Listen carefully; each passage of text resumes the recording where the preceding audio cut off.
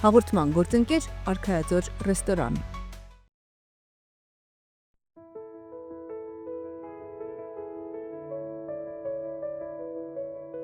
Բարև ձեզ, պարոն Մանասյան, շնորհակալ եմ, որ հյուր եկաք։ Ես շնորհակալ։ Ինչպե՞ս եք։ Շատ լավ, ինչպես է։ Լավ, օրը լավ է։ Շնորհակալ։ Ապրեք, շնորհակալ եմ, շատված եմ։ Աշխատանքային օրը մեր տաղավարից եք սկսելու։ Շատ լավ է։ Կարծում ես շատ հավես լավ հարցազրույց։ Այո, խոստանում եմ ես դա ձեզ։ Պարոն Մանասյան, հաջողության ճանապարհը հեշտ չի տրվում, հարթում ենք։ Հաջողության ճանապարհը դա մարդ ինքն է կերտում։ Ոնց կերտեց, տենց է կտրվի։ Եթե ինքը հասկացավ ուրա գնում, ավելի հեշտ կտրվի։ Եթե չպատկերացած, շատ դժվար անդնու երևի նպատակին չհասնի։ Կա վերջակետ, որ վերջ ամեն ինչ ունենք արել ենք։ Վերջերս այդ հարցը ինձ մի հատ էլ տվեցի, ես կարծում եմ վերջակետ չկա, որտեղ հաջողություն ներդաշնակության պես մի բան է։ Հաջողակ մարդը նա չի, որ շատ գումար ունի։ Հաջողակ մարդը նա է, որ ներդաշնակար կյանքի միջավայրի իր հետ։ Սեփական ներդաշնակությունը միշտ աճում է, միշտ զարգանում է, միշտ փոփոխվում է, դրա համար հաջողությունը այտենց հարաճուն մի հատ բան է էլի։ Ձեր հարուստ հաջողության ճանապարհով կիսվեք այսօր։ Սիրով։ Շնորհակալ եմ, համեցեք։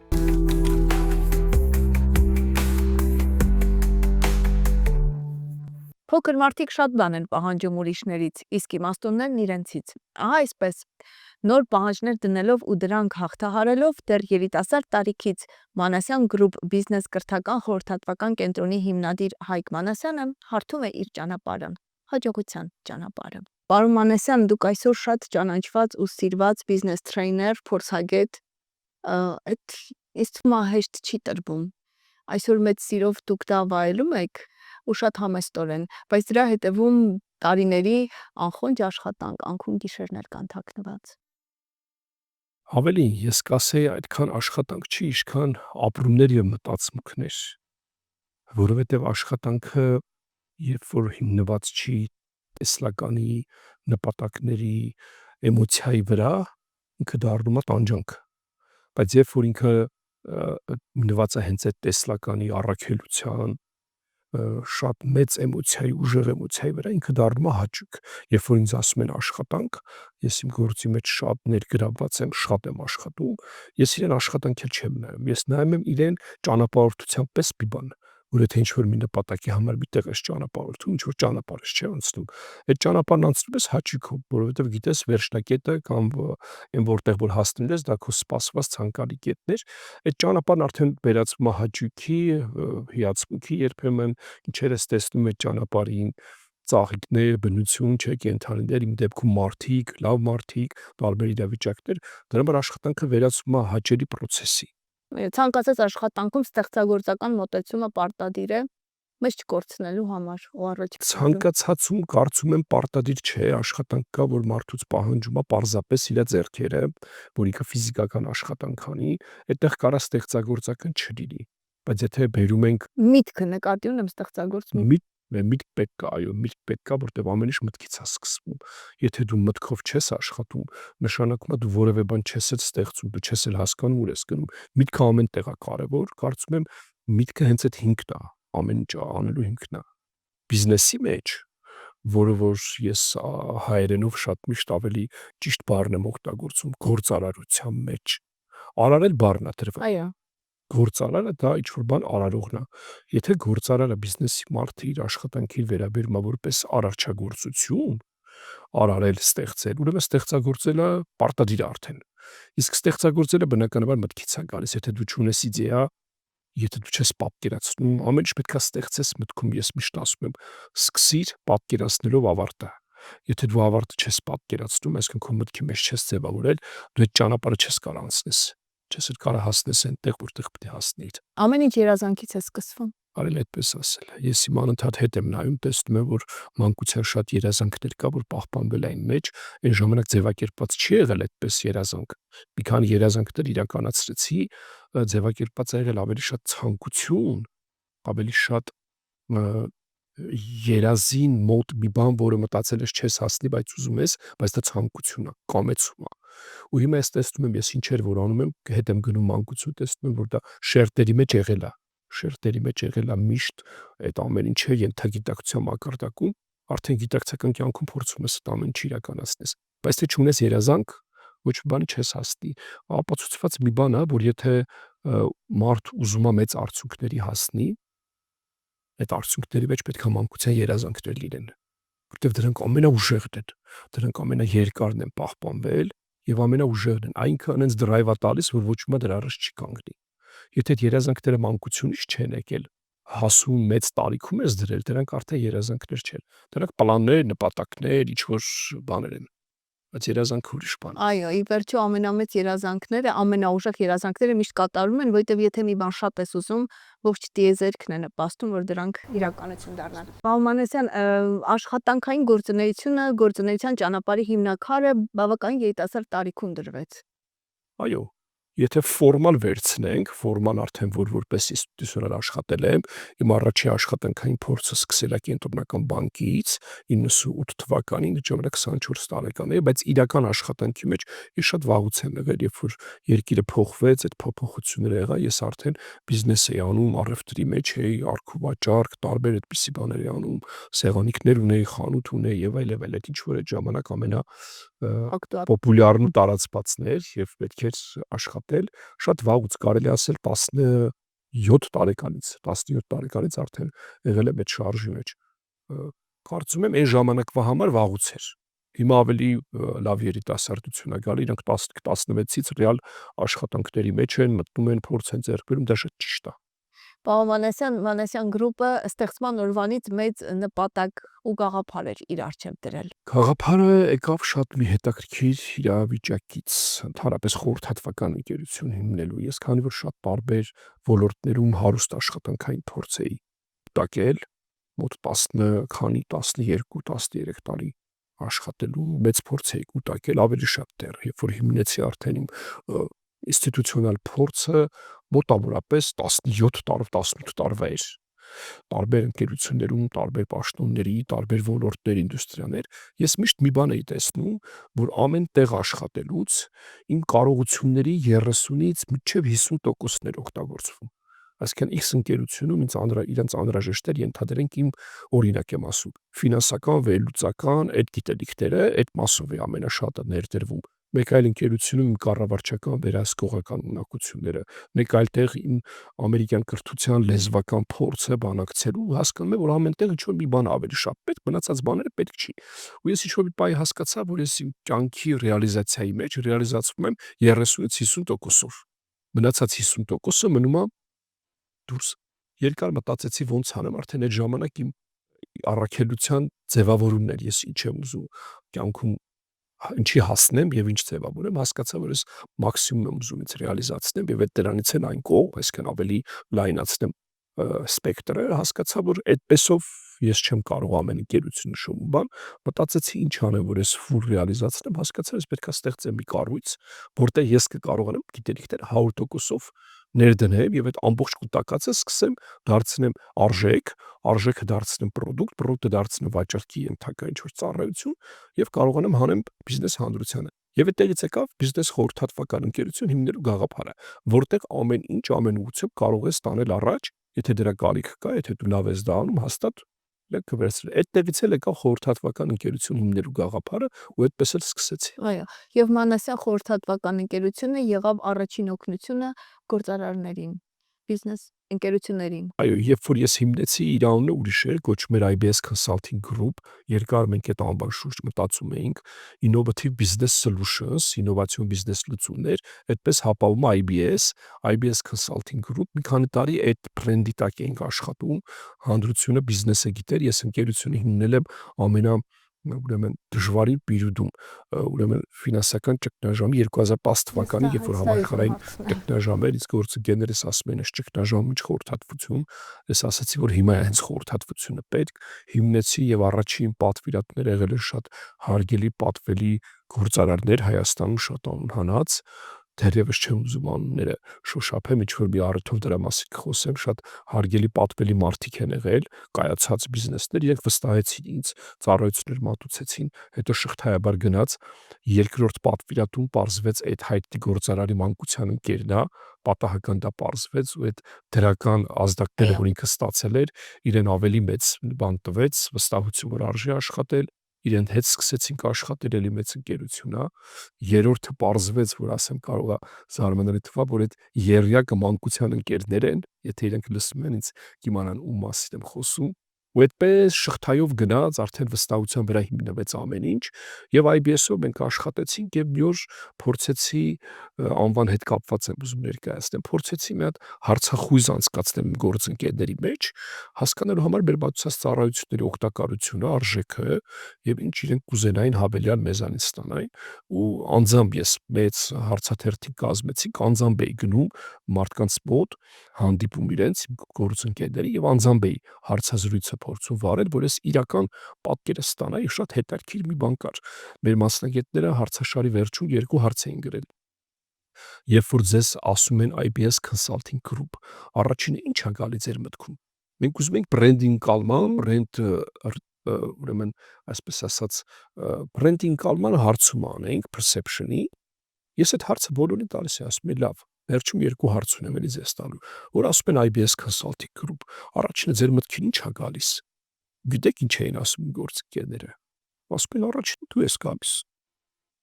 Ասում եմ լավ, ես մտածում եմ ուրիշ բաներ պիտի ասեին, էլի sense խորհրդատվական ընկերություն մասնագիտացված ո։ Առաջինը դու ես գալի։ Լավ։ Մի հատ էլ հարց ունենք, իսկ որ ասում են Հայկ Մանասյան, այդ ժամանակ ձեր մտքում առաջին ինչ է գալիս, էլի շարադրում էին պրոֆեսիոնալիզմ, վստահելիություն, ինովատիվ մոտեցում եւ այլ այսեն շղթա, ու 99% այսինքն բոլորը ոչ մեկ ուրիշ բան չէր ասում առաջին ինչ է գալիս, ես էի գալիս իրանց մտքում, եկա երկար տենց վերլուծեցինք, հասկացանք, որ ռեբրենդինգի պիտի գնանք, IBS Consulting Group-ը պետքա դարձնենք Մանասյան Consulting Group, այդպես անենք, որ մարդիկ որտեվ ասոցացվում էր իմ հետ, ինձ վստահելով էին, իմ պրոֆեսիոնալիզմի մասին լսելով, իմ հետ շփվելով, իմ տեսլականը բիզնեսի հանդեպ իմ մոտեցումը ընդունելով, սիրելով, նոր հետ սկսում էին աշխատել։ Այսինքն ես էի դարձել իրենց համար չափորոշիչը, ոչ թե։ Ու այդպես մենք ռեբրենդինգ արեցինք, դարձանք Մանասյան Group։ Ու այդպես արդեն ինքը ավելի հասկանալի էր դառնում մարդկանց համար, ով է հետևում կանգնած այդ ամբողջ գործի, դե վստահությունը բիզնեսում ամենակարևորն է, այդ վստահությունը ես այտենց փորձում եմ ամենաբարձր կետում պահեմ, ու այդպես գործարարվում, այո, ու հետո ինչ ուղղություններ զարգացրեցի գրուպի մեջ, ամենտեղ այդ Մանասյան ազգանունը ավտոմատ արդեն պիտի լիներ։ Ասենք Մանասյան բիզնես դպրոց, հիմա մենք ունենք տեստավորման կենտրոն մեծ Հայաստանում առաջումյակ բիզնես մասնագետների տեստավորման կենտրոն ենք ունել, Մանասյան Testing Center, Վաճառքի դպրոց։ վաճառքի դպրոցն է հենց, ունենք կադրային աջակցության կենտրոն, նոր ծառայություն ենք դրել բիզնեսներին, տալիս ենք կադրեր, որակյալ կադրեր, միասին աշխատում ենք, հասկանում ենք ինչ մասնագետ է իրենց պետք, որոնում ենք, փնտրում ենք, պատրաստում ենք, այդպես։ Պարոն Մանասյան, ենթադրում եմ, որ նաև կադրերի խնդիր Մանասյան գրուպը պիտի ունենա, սխալվում եմ։ Բոլորը պետք ունեն։ Կադրերի ընտրության հարցում, նոր կադրեր գտնելու հարցում խոչընդոտներ չեն լինում։ Դժվար է կադրային ընտրության հարցը, շատ դժվար է այդ հարցը Հայաստանում, ես հասկացել եմ ոչ միայն Հայաստանում, դրսի հետ կապերի շնորհիվ այն շրջագայությունից հասկանում, որ ամեն տեղ էլ հիմա այդ խնդիրը կա, ընդհանրապես պատկերացնում եմ, ինչից է որտեվ այդ Y եւ Z generation-ը որ եկավ, այդ սերունդները դրանք այլ ուրեմն ընկալման մարդիկ են, ֆոկուսը շատ դժվար է իրանց մոտ ստացվում, ինչ որ մասնավոր գիտության մեջ խորանալ չեն սիրում, որը մենք ասում ենք մասնագիտություն, դա հենց մասնավոր գիտությունն է, այդ ֆոկուսը որ չունեն խորանալ չեն սիրում, դժվար են որակյալ դառնում, դժվար են հղկվում, այդ խնդիրը ամեն օր է։ Ես կադրեր ընտրելուց առաջնորդվում եմ մի հետաքրքիր մոտեցման համար։ Ես ընտրում եմ ճիշտ մարդու, իսկ մասնագետ ես իրեն կդարձնեմ։ Եթե մարդը ճիշտը չի, որովհետև դեռ Արիստոտելը իր աշխատություններում 2500 տարի առաջ ասում էր, որպեսզի երկիրը աշխատությունն ունի պետություն, ասում էր, որպեսզի երկիրը զարգանա, ճիշտ մարդը պետք է լինի ճիշտ տեղում։ Նույնն էլ ընկերության բիզնեսի մեջ է ճիշտ մարդը ճիշտ տեղում։ Ես ճիշտ մարդը ավելի շատ տեսնում եմ հենց ճիշտ մարդ։ Իր աշխարհընկալմամբ, իր արժեքային համակարգով, իր մշակույթով, իր ժառանգացով, իր տեսլականով, ինքը ճիշտ լինի, պետք է համընկնի քո ընկերության քո արժեքների հետ, հետո նոր արդեն մասնագիտական պահը։ Պարոն Մանասյան, տարիների ընթացքում ձևավորվեց մշակույթը մեզ մոտ բիզնես խորհրդատվական ծառայություններից օգտվելու։ Բայց ժամանակաշրջանը, երբ դուք սկսեցիք այս առաքելությունը, շատ բարդ ժամանակաշրջան էր։ Այ մտավախություն, բացը ռիսկայնություն չկար։ Անկեղծ ասած չկար, որ լիներ երևի չէի սկսի։ Հավատացեք չկար, որովհետև ես այնքան լավ էի տեսնում պետք ես մի քիչ մի տեսակ sense ոնց որ ասում եք կուրորեն հավատում էի, որ դա պիտի լինի էլի, բայց ես ճիշտ բաներ եմ իրան ասում, իմ տարիների փորձից, իմ գիտելիքից, իմ սխալներից, հավաքված, զտված բան եմ տալիս, բայց ինքը ինչ պիտի չօգտվի դրանից։ Ես մտածում եմ, որ դա պիտի այդպես լիներ, այ որ այտենց մտածեի, որ կարող է դժվար, միգուցե չսկսեի։ Իմ ընկերությունից առաջեր են Հայաստանում եղել խորհրդատվական ընկերություններ, կայացած իմ գոլեգաներն են, գործընկերներն են, էլի եղել են, բայց այդ շուկան այդպես զարգացած չէր։ Մենք 2010-11-12 թվականներին փորձեցինք նույնիսկ հավաքվել, չեմ հիշում թվականը ճիշտ, խորհրդատվական ինչ-որ այն ժամանակ շատ սաղմնային էր։ Մարդիկ խորհուրդ լսել չէին սիրում, խորհուրդ տալը դա համարվում էր մի տեսակ այն շատ նյութը չկար էլի, շատ այդ առումով շատ փակ էին մարդիկ։ Ես մարդիկ եմ տեսել բիզնեսի գործարար մարդիկ ընդհանուր սեղանին նստած, որ ներկայացրել են խորհրդատվական ընկերության ղեկավարը, ասում են, այդ ինչ պետք է խորհուրդ տաք, որ մենք չգիտենք։ Իրանք կարծում են, իրանք ամեն ինչ գիտեն։ Դժվար էր իրականում։ Հետո ես հասկացա, որ դժվար է։ Հետո հասկացա, որ խորհուրդը շատ արժեքավոր բան է, իհարկե գիտեի, բայց նաև դա մատուցում էի, բայց մարդիկ դրա դիմաց չէին ուզում որևէ բան վճարեին, բայց կամաց այդ մշակույթը ի հարգանք մեր շատ գործարարների ու այն մարդկանց, որոնց ասեցի այն սկզբից, իրանք հասկացել էին, որ այն իրանք ինչ որ իմացել են այն ժամանակում, դա անցել է, իրանք կարիք ունեն update-ի եւ պետք չէ որ իրանք էքսպերտային գիտելիք ձեռք բերեն ինչ-որ բանում, այդ դրանում մասնագիտացած ընկերություններ կան, իրենք ավելի այդ ծառայություններից օգտվելից գործը ավելի լավացնել։ Ու այսօր մենք տասնյակների հասնող, մի քանի տասնյակների հասնող, 100-ի նույնիսկ հասնող ընկերություններ ունենք, որտեղ մեր հաջող խորհրդատվությունը շատ լավ արդյունքներ է տվել եւ մարդիկ տեսնում են, թե դա ինչ է տալիս անընդհատ պատվերներ են տալիս, մյուսներին են խորհուրդ տալիս, խորհրդատվությունը դարձավ նաև խորհուրդ տալու լավ մի հատ մեթոդ, որ մեկը իր բիզնես ընկերոջը որ ուզում է լավ խորհուրդ տա, ասում է գնա, այսինչ խորհրդատվական ընկերությունից խորհուրդ վերցրա։ Այդ լավագույն խորհուրդը կարելի է։ Նաև կոլեկտիվների հետ եք չէ՞ մեծ աշխատանքներ անում։ Այո, կոլեկտիվներով կա շատ աշխատանք եւ շատ մի հետաքրքիր դրվագ եմ ուզում պատմեմ, արագ ասեմ, Մանթաշովը գիտենք մեր մեծահարուստներից մեկը, հերթական անգամ ինքը երբ որ հավաքներ է լինում, ասում ժամանակին գալիս էին շատ տարբեր մարդիկ ինչ որ բանով են դիմում իրան, օգնության ակնկալիքով, մեկը կրթության կարիք ուներ երեխայի համար, մեկը հիվանդության, մեկը հացի, դա ինքը 10-րդ էր պահում ոսկեր պահում տալիս էր, ասում է հերթական մեկը գալիս է, դա նույնիսկ չի էլ պատտվում էլի, այդ կոպեկը տալիս է ոսկի այդ տղային, այդ տղան ասում է հա, սկզբից ասում է ես ձերես ինչ բարեկամի տղան եմ, փող է տալի, ասում է ես փող պետք չի։ Ասում է, բա ի՞նչ է պետք։ Ասում է, ես եկել եմ ձեր խորհուրդը հարցնեմ։ Մանթաշովը ասում է, մի պասից կանգնում է, պատտվում, ասում է, տղա ջան, խորհուրդը շատ թանկ արժի։ Խորհուրդը շատ թանկ բան է, որ դու եկել ես ինձանից ուզես։ Ճիշտ է ասում, որտեղ խորհուրդը դա մի ոսկի չի, դա արելի, մի խուրջին ոսկու գին ունի։ Հենց այդպես էլ ասում խորհուրդը մի խուրջին ոսկու գին ունի։ Ճիշտ խորհուրդը, լավ խորհուրդը։ Դրա համար այն գործարանները, որ հասկանում են, մեր հետ աշխատում են։ Նրանք ովքեր դրան չեն եկել, կամ խորհրդի կարիք չունեն, կամ խուրջին ոսկին չունեն, դեռ չեն եկել, բայց այդ մշակույթը զարգանում է։ Բելու մշակույթը զարգանում է միանշանակ։ Ես դրա արմատների մեջ եմ, կրթական մասով մանավանդ, ես կրթության տրեյնինգների մեջ եմ նախորդ դարից։ Մեկ ընկերս ասում է, կարաս ասես նախորդ հազարամյակից, որտեղ 99 թվականից նախորդ դարի եւ նախորդ հազարամյակի ես արդեն կենտրոնական բանկի ուսումնական կենտրոնում որպես տրեյներ դասավանդում էի բանկային մասնագետներին եւ ամբողջ այդ հավաքագրման process-ում բանկային ռիսկերի, ֆինանսների դասավանդումներ էի անում 99 թվականից փորձս 26 տարի արդեն։ Էլիկ ձերը, ճիշտ է։ Այո, հենց այդ մանկության երազների մի էլեմենտ կար դրա մեջ։ Պարոն Մանասյան, շատ ընկերություններ այսօր այդ խորհուրդ ստանալու բարդ, պատասխանատու, պատվաբեր գործը վստահում են ձեզ։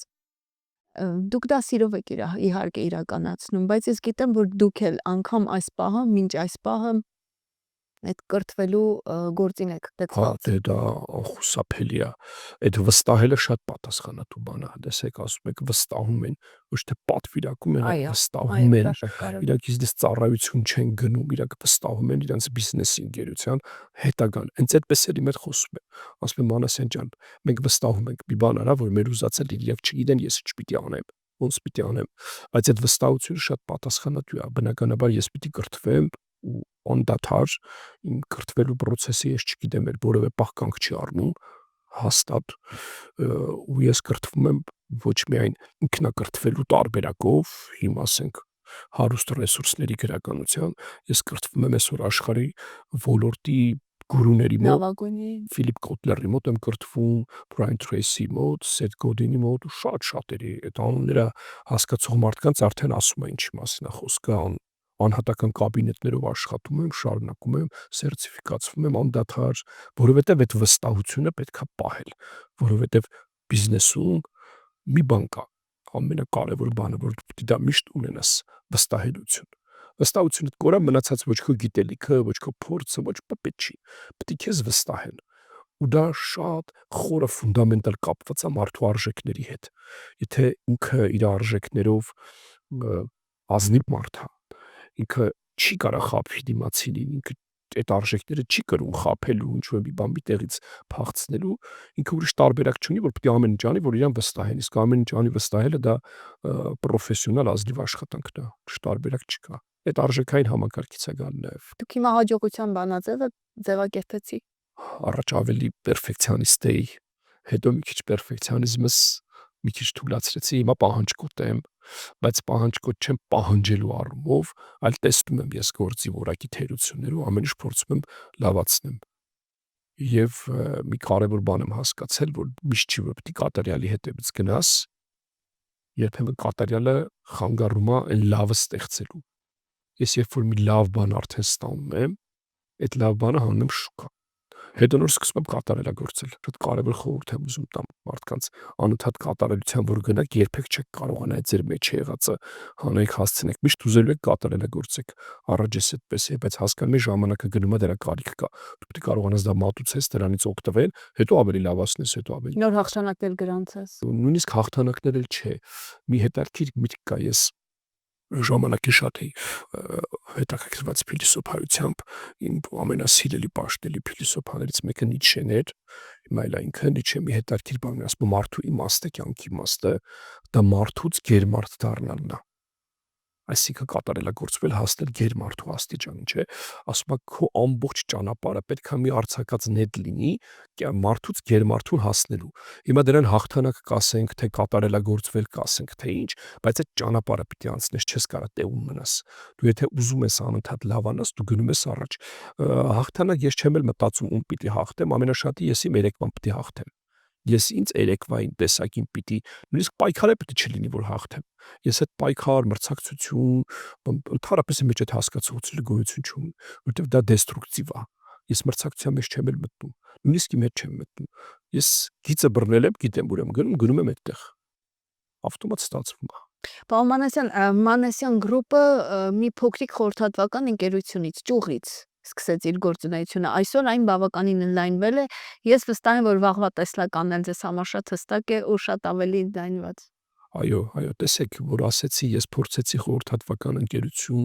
ուրեմն ստեղծեմ, որ իմ կարողությունները մաքսիմում օգտագործեմ, այդտեղ հենց առանցքային բանալին կարելի։ Ես իմ վրա եի կենտրոնացել, իմ կարողությունների օգտագործման, ես այն ժամանակ նայում էի բուտիկ կոնսալտինգի կոնցեպտով։ Փոքրիկ, մի 2-3 աշխատող ենք, մինչև 4-5 էինք հասնում, էլի։ Ուրեմն այդ կոնցեպտով էի սկսել, բայց հիմա այնքան է պահանջները, ճյուղավորումները մեծացել, մեր տեսլականը, մեր փորձը, փորձառության կորը շատ է մեր աճ է, որ արդեն 2-3 հոգով անհնար է։ Մենք այսօր արդեն եւ գրուպի գաղափարը սկզբից էի դրել։ Ես սկսել էի պատկերացնելով շարունակությունը, ես գրուպ էի դրել, որ ինքը պետք է գրուպ դառնա, խմբեր դառնա։ Այսօր ինքը լիարժեք արդեն գրուպ է դառնում, որովհետեւ մենք ունենք տարբեր ուղղություններ, մենք ունենք կրթական ուղղություն, կրթական ուղղության մեջ բիզնես դպրոցն է, իր տարաբնույթ ուղղություններով, մենք ունենք խորհրդատվական ուղղություն, մենք ունենք քոչինգային ուղղություն, մենք ունենք կադրային աջակցության կենտրոն, մենք ունենք տեստավորման կենտրոն, դրանք բոլորը առանձին ուղղություններ են, որոնք արդեն հավաքվել են մի գրուպի մեջ, այսօր թիմ էլի սքեյլինգ ենք անում, մասշտաբայնացնում ենք բիզնեսը, նաև դրսի հետ ծրագրեր ունենք,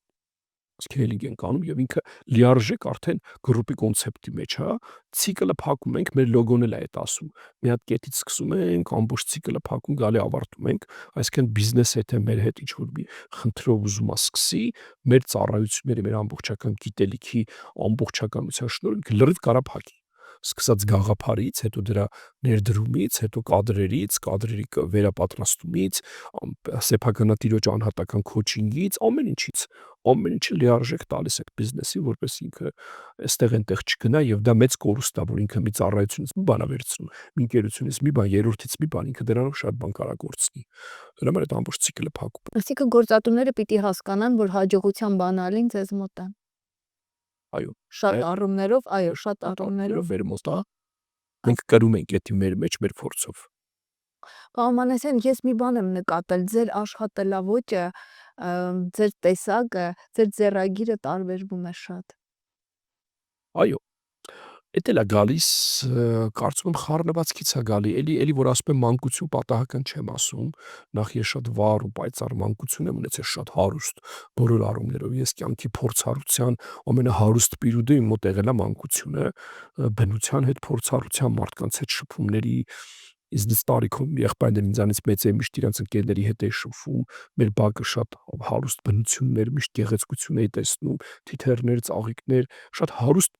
էմոցիաներ եւ ընկալումներ եմ ունեցել, լցվել է մեջը շատ։ Հիմա վերադարձնում է։ Հիմա ժամանակի ընթացքում ես նաեւ իմ անձնական զարգացման առումով շատ բազմակողմանի եմ, արվեստ, երաժշտություն, փիլիսոփայություն, սպորտ, շատ բաներ մեջ եմ եղել, այդ ամեն ինչը իր հետքը թողել է։ Չէր կարա չթողեր, ու երբ որ եկավ այս աշխատանքը, ես հասկացա կրթությունս նաեւ, ես բոլորը ինձ գիտեն բիզնեսի մարդ, բիզնես կրթության, բիզնես որակավորումներով, բայց իմ ամերիկյան կրթությունը լրիվ ուրիշ ուղղությամբ է, քաղաքագիտություն, միջազգային հարաբերություններ։ Արդյոք չի օգնում այն աշխատանքում, որով դուք հիմա։ Դե ես հատուկ նաեւ այդ ուղղությամբ գնացի, քաղաքական գիտությունների մագիստրատուրան, դա լրիվ ուրիշ բան է, այն էլ ամերիկյան կրթությամբ, եւ դա ինձ շատ բան տվեց, մի հատ լրիվ ուրիշ կողմից տվեց։ Շատ ես ուսումնասիրում եմ աշխարհի ժողովուրդների փիլիսոփայություն, կրոն, զարմանալի բան, մենք ամերիկյան կրթության ժամանակ մի ամբողջ սեմեստր իսլամ ենք անցնում եւ Ղուրան ենք ուսումնասիրում, որպեսզի հասկանանք իսլամիկ աշխարհը ոնց է մտածում։ Այդքան տարբեր գիտելիքները միաձուլվեց, խառնվեց, նստվածք տվեց։ Այդ պատահական չի, այդ ամեն ինչի եւ որ տարբերվում ես քո ամբողջ պարունակությամբ։ Եվ ավելի ես շատ լավ հասկանում եմ, որ եթե դու ինչ-որ մի բանում ուզում ես առաջ գնաս, միշտ առջևում լինես, ոչ թե հետևից գնաս եւ ինչ-որ ստեղից ընդերից կոպի անես, դու պետք է տարբերվես։ Դու պետք է դրականորեն, էական դիֆերենցվես։ Եվ այդ ուղղությունը իմ գործունեության եւ մեր բիզնես ստրատեգիայի հիմքն է։ Դրական դիֆերենցումը եւ օգտակար դիֆերենցումը։ Դա ձևավորվել է իմ, որտեղ բիզնեսը վերջին հաշվով իր տիրոջն եմ ամբում, ձևավորվել է ինձնից, ոնց ես եմ, տենց էլ հիմա գնում է մեր ուղղությունները։ Ու այդպես էլ մենք խորհրդատվություն ենք տալիս։ Չկա տենց բիզնես երկու իրար նման ոլորտի, որ ես խորհրդատվություն տամ, ու ինչ-որ մի բան կրկնվի։ Լրիվ տարբեր ուղղություններ եմ տանում, որ իրանք դիֆերենցվեն արդեն, որ իրանք իրար հետ չմրցակցեն, իրանք ամեն մեկը իր ամենաճիշտ ուղին ընտրի, ճիշտ ուղղություն ընտրի եւ գնա առաջ, դա շատ կարեւոր է։ Շատ մեծ փիլիսոփայություն ու շատ ավելի մեծ սեր այն արած գործի նկատմամբ, աշխատանքի նկատմամբ, որը դուք եք անում։ Ես դա զգացի ձեր աշխատանքում, սխալվում եմ։ Չէ, չեք սխալվում։ Շատերը որ կյանքին մոտենում են փիլիսոփայորեն, ես կարծում եմ իրանք կյանք ավելի լավ են պատկերացնում, քան նրանք, ովքեր կյանքի մեջ մենակ պրակտիկ մասն են տեսնում։ Պատահական չեն ասում, որ փիլիսոփայությունը բոլոր գիտությունների մայրն է եղել։ Այդպես էլ կա, հիմքն է եղել։ Բայց փիլիսոփայություն ասելով մարդիկ չեն հասկանում, սովետական ժամանակում մի քիչ վատ կարծիք կար, մարդու մի քիչ խոսում էր, ասում են փիլիսոփայում ես բացասական իմաստով, բայց փիլիսոփայությունը ֆունդամենտալ բան է։ Եվ երկու ուղղություն ունի, չէ՞, ինքը իդեալիզմ, մատերիալիզմ։ Այն մարդը, որ իդեալական իդեաների մարդ է, ինքը իդեալական իդեալիստական ուղղությունն է գնում։ Պլատոն, Հեգել, չգիտեմ, այդ իդեալիստների ուղղությունը։ Ով որ իր տեսակով մատերիալիստ է, ինքը գնում ավելի մատերիալիստական բաների մեջ, ամեն ինչի մեջ ինքը ուզում է մատերիա տեսնի, այդպես մարդու դնթեով ի բնե եկած ուրեմն իր էությունն է։ Եվ այտենց էլ կառուցվում է իր ամեն ինչը։ Ես ավելի շատ իդեալիստ եմ։ Ես ավելի շատ իդեալիստական գաղափարախոսության կրողն եմ, ես իդեան եմ համարում առաջնայինը, դրանով եմ կառուցում մատերիան, եւ դրանով էլ ամեն ինչ արտացոլվում է իմ աշխատանքի, գործի ամեն ինչի մեջ։ Եթե ես մարդու հետ իդեյնի գաղափարական ընդհանրություն չունեցա, ես իր այդ պրակտիկի իմպլեմենտացիա չեմ կարող ունենամ։ Պետք է գաղափարապես ես իր հետ ընդհանրություն ունեմ։ Մարդը ասում է, ինձ կարևոր չի գաղափարապես, ոնց թող գա պրակտիկին գործ անի գնա ինձ, դա ինքն էլ է ձևա։ չեմ ասում սխալ է, բայց իմ մոտ ավելի շատ իդեոլոգիան է նստում հիմքում։ Կարող ենք ասել, որ սա էլ թերևս պատճառներից մեկն է, ընկերությունները հաջորդ անգամ եւս մեկ անգամ նորից հանդիպում են ձեզ մոտ։ Երևի նախ ես հասել եմ գործում իմ կետում, որ ես եմ ընտրում ում հետ աշխատեմ։ Փառք Աստծո, ստիպված չեմ լինում աշխատեմ այն ընկերությունների հետ, որոնց հետ չեմ ուզում, բայց ստիպված եմ։ Ես եմ ընտրում, ես էլ հասկացել եմ ոնց եմ ընտրում։ Էլի այդ ինչ-որ գաղափարական ընդհանրություններից, արժեքային համակարգից ամենակարևորը, որ գործարարը գալիս է իմ մոտ, ես միշտ մի հատ կոնտրոլի հարց ունեմ, էլի ասում եմ, ինչի համար ես դու այս ամեն ինչը անում։ Երբ որ ասում եմ, դե ինչի համար, շատ փող աշխատելու համար, իմ մոտ ահագին բան փոխում է։ Երբ որ ես հասկանում եմ, որ ինքը ավելի հեռուն է նայում փող աշխատելուց, ինքը իդեա ունի, նպատակ ունի, գիրք ունի, ինչ-որ մի բան ստեղծելու, արժեք ունի, առաքելություն ունի, տեսլական ունի, այդտեղ ես հասկանում, որ այս մարդու հետ մենք երկար կգնանք, հաստատ իմ տվածները իրան պետք կգա։ Եվ այդտեղից էլ ընտրվում է էլի այն գործընկերը, ում հետ արժի աշխատել։ Մենակ փող աշխատողներից ես չեմ աշխատում։ Այո, աղքատ մարդիկ են, այն մարդիկ, ովքեր միայն փող են դնում բիզնեսի հիմքում եւ ոչ գաղափար։ Որովհետեւ իք ամեն ինչ մենակ փողն է տեսնելու էլի։ Քո տված գաղափարի խորությունն է թռիչք չի տեսնելու։ Իր տված փողն է տեսնելու կամ ինչ-որ քո բերած փողը իրան։ Այդտեղից քան որ ես ընտրում եմ ճիշտ ընկերությանը, հավանաբար այդտեղից է ստացվում անց, որ մենք արդեն դիմացից ճիշտ գործընկերներ ենք լինում ու կամաց մեր հարաբերությունները ավելի այնքան է փոխվստահությունը զարգանում, որ ինքը հասկանում է, որ իր բոլոր խնդիրների լուծումը պետքա փնտրի մեր մոտ, որտեղ մենք այդ ամեն ինչը տվել ենք, ոնց որ մարդիկ ունեն, չէ՞, այս անհատական բժիշկը այսօր արդեն դու այդ մշակույթը կա, որ բժիշկը ամբողջ քո պատմությունը պետքա ունենա, չէ՞, կամ չգիտեմ, անհատական ինչ-որ մի ուրիշ մասնագիտության, այդպես էլ պիտի խորհրդատվական ընկերություն լինի։ Եթե ինքը ինչ-որ ուղղության մեջ խորը մասնագիտացած է, պետք չի որ ամեն ինչ անում, օրինակ մենք ֆինանսներ, հաշվապահություն, դժվար չենք անում։ Կարանք, բայց չենք անում, դա մեր մեջ մտածենք, վաճառք, մարքեթինգ, ստրատեգիա, կառավարում, այդ ամեն ինչ մեջ։ Վերջում ամեն ինչ տանում է վաճառքի, որտեղ վաճառքն է ժամանակակից բիզնեսի աստված է, չկա վաճառք, չկա բիզնես։ Բայց այդ ընտրությունից սկսում է այդ հաջողությունը, այո, մենք կրկնակի պատվերներ շատ ունենք, ունենք շատ խորհուրդ տալով եկած գործընկերներ, այսինքն մեկը մեկով գալիս են, բացի կայքից էլի որտեղ դրել ենք, որտեղ այդ ձևը շատ ավելի լավ է աշխատում։ Բաղմանասյան հաջողության ճանապարհը փշերով ու խոչընդոտներով է իհարկե լինում։ Այդ ճանապարհը հաղթահարեցիք նաև դուք։ Երբ հետադարձ հայացք եք գցում, այդ ճանապարհը հաղթահարելը ձեզ համար նոր ուժ տվեց, նոր դռներ բացեց, թե կերտած դասի պես մի բան եղավ հետոն անցնելու համար։ Տեսեք, ինչ որ ճանապարհ հաղթահարել, ինչ որ նպատակի հասնել է երկու բաղադրիչ ունի։ Մեկը այդ ճանապարհորդությունը, մեկը այդ նպատակակետին հասնելու հաճույքը։ Ես միշտ աշխատել եմ երկուսից էլ հաճույք ստանամ։ Եվ ճանապարհորդելու process-ից կամ այդ խոչընդոտը հաղթահարելու process-ից եւ հաճույքի կետը, երբ որ դու հասնում ես նպատակիդ։ Մի հատ շատ լավ ֆրազա կա, ասում է անգլերենով ուզում հայերեն ներկայացնեմ, էլի։ Ուրեմն լիահույս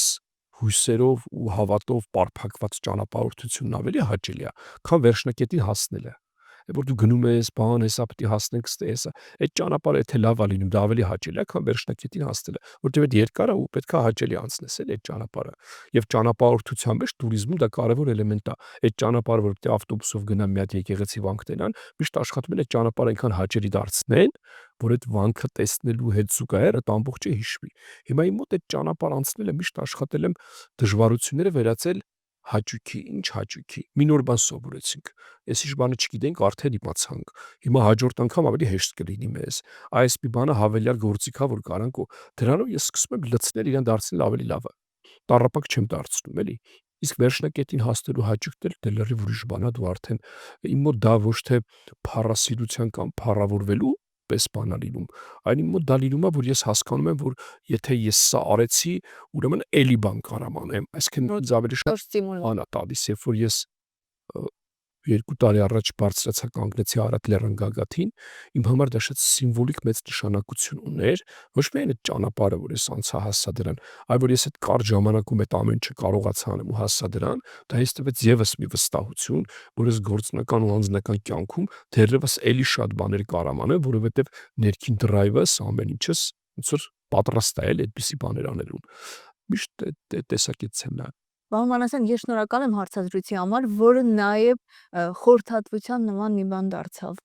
այն խելամիտ մարդկանց համար, ովքեր կքաղեն այս զրույցից։ Ես եմ շատ շնորհակալ ես հնարավորության համար, շատ հետաքրքիր եւ խելացի հարցեր տվեցիք, որը հնարավորություն տվեց ավելի բացվել, ավելի լավ ներկայացնել։ Շնորհակալ եմ շատ։ Կա ինչ-որ բան, ինչի մասին կուզեիք խոսել, ես չհարցրեցի։ Ամենակարևորը, եթե մենք բիզնես հանդրության հետ ենք խոսում, ես կուզենամ ասեմ, որ ամենակարևորը բիզնեսի մարդու, որ ինքը արժեքներ կրի,